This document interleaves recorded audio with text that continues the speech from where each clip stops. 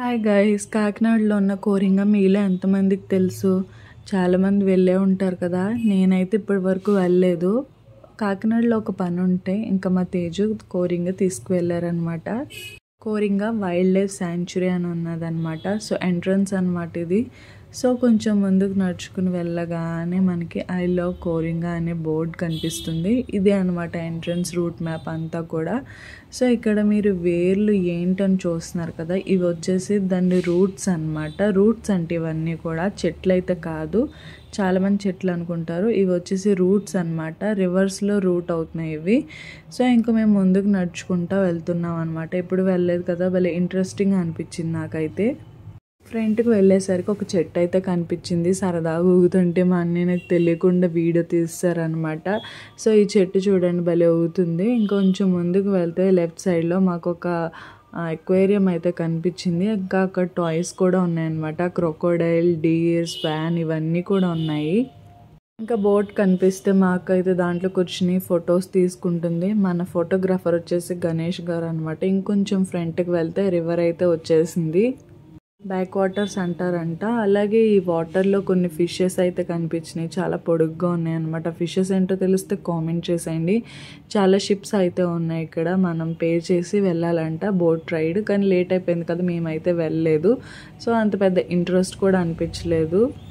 కోరింగ అంటే ఏదో ఎక్స్పెక్ట్ చేశాను, పెద్ద ఏం లేదనమాట. ఒక బ్రిడ్జ్ లా ఉంటుంది, నడుచుకుంటా లాస్ట్కి అయితే వెళ్ళాలి అంతే. ఇక్కడైతే మేము చాలా ఫొటోస్ అండ్ వీడియోస్ అయితే తీసుకున్నాం. కొంచెం ముందుకు వెళ్ళి కార్నర్లో నేనైతే స్టిల్స్ చాలా ఇచ్చాను అనమాట. మా అన్నయ్య ఫోటోగ్రాఫర్ ఉన్నారు కదా, వాళ్ళు వీడియోస్ ఇంకా ఫొటోస్ అన్నీ తీశారు.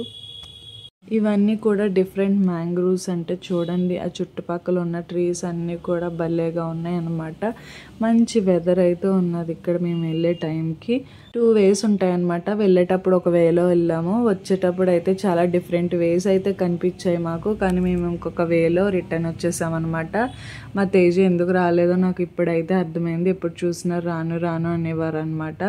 కానీ ఇక్కడ ఏముండదు అసలు. ఇలా ఒక బ్రిడ్జెస్, ఇంకా దురదగంట అంటాం కదా, అవి చుట్టూ ఎక్కువ అవే ఉన్నాయన్నమాట. ఊర్లో ఎక్కువ వినాయక చవితిలో ఎక్కువ యూజ్ చేస్తూ ఉంటారు కదా, ఆకులు ఉన్నాయి.